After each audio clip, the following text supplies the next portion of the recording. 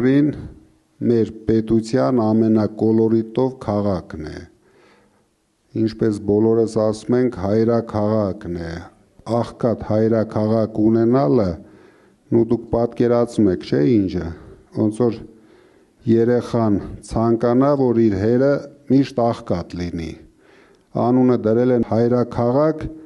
բայց այդ հայրաքաղաքի մասին ոչ մեկը չի մտածել, դրա համար մենք ամեն ինչ անելու ենք ձեզ հետ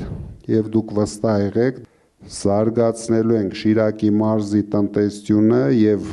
այս 5 տարվա ընթացքում, որը որ մենք կունենանք, հետագայում էլի կունենանք, բայց կոնկրետ 5 տարվա ընթացքում դուք տեսնեք լուրջ փոփոխություններ, առաջ երթին մենք վերացնելու ենք աղքատությունը մարզում, մենք վերացնելու ենք տնակները մարզում, ես զարմացա, որ